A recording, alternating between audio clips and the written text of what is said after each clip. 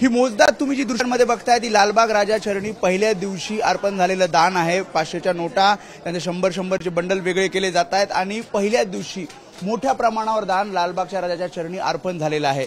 साधारणपणे 30 ते 40 लाख रुपये पहिल्या दिवशी लालबाग राजा चरणी दान अर्पण होत असतं आणि असं पहिल्या दिवशीच्या दानपेट्या उघडल्यानंतर आता या सर्व नोटा एकत्र करून बँक ऑफ महाराष्ट्राचे जे कर्मचारी आहेत ते मोजदाद करतायत। आपण बघतोय 500च्या नोटा असतील, 100च्या नोटा असतील, अगदी 50 रुपयाच्या 10-20 रुपयांच्या नोटा आता वेगळ्या केल्या जातात आणि या मशीनद्वारे मोजदाद केल्या जाते। साधारणपणे 10 ते 15 हे सर्व बँकेचे कर्मचारी आहेत जे चोखपणे आपला हे सगळं मोजदाद सुरू ठेवतात। इथे सुद्धा आपण बघतोय जेव्हा या सगळ्या दानपेट्या खुल्या करण्यात आल्या तेव्हा एवढ्या मोठ्या प्रमाणावर हे दान पहिल्या दिवशी झालेलं आहे आणि कशा प्रकारे ह्या नोटा हे सर्व लालबाग राजाचे सदस्य आहेत ते वेगळं करतायत। आणि या वर्षी सुद्धा जसं मी आधी सांगितलं की दरवर्षी 30 ते 40 लाख रुपयांचं दान पहिल्या दिवशी होतं, तसे या वर्षी सुद्धा अशाच प्रकारचं दान झाला असणार असा पूर्णपणे विश्वास मंडळाला आहे।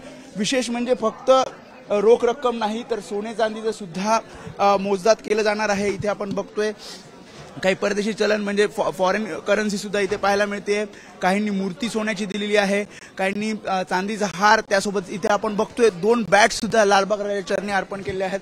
सुंदर असा हार सुद्धा इथे पाहायला मिळतोय। त्यामुळे जी काही श्रद्धा आहे भाविकांची, जी काही भक्ती आहे त्यानुसार हे सगळं दान केलं जातं। इथे सुद्धा आपण बघतोय हार आहे तो लालबाग राजाच्या चरणी अर्पण केला आहे आणि पुढील 10 दिवस अशाच प्रकारचं मोठ्या प्रमाणावर दान लालबागच्या राजाच्या चरणी अगदी कोटीपर्यंत हे दान जातं। इथे आपण फक्त या नोटा बघितल्या तर दुसरीकडे नोटांचे हार सुद्धा इथे पाहायला मिळतात। आता ह्या नोटांचे हार ज्यामध्ये या ज्या नोटा आहेत त्या आता या सर्व सदस्यांकडनं वेगळ्या केल्या जातात। 10-10 रुपयांच्या नोटा आहेत, 5 रुपयांच्या आहेत, 20 रुपयांच्या आहेत आणि सुंदर असे हार इथे बघितलं तर सुंदर असे हार हे लालबागच्या राजाच्या चरणी काल अर्पण करण्यात आले। आज सुद्धा अशाच प्रकारचे हार हे लालबागच्या राजाच्या चरणी अर्पण केले जातात। त्यामुळे मोठ्या प्रमाणावर दान होतंय, मोठ्या प्रमाणावर लाखोच्या संख्येनं भक्तगणी लालबागच्या चरणी माता ठेवतात आणि अशा प्रकारचं हे दान करतायत।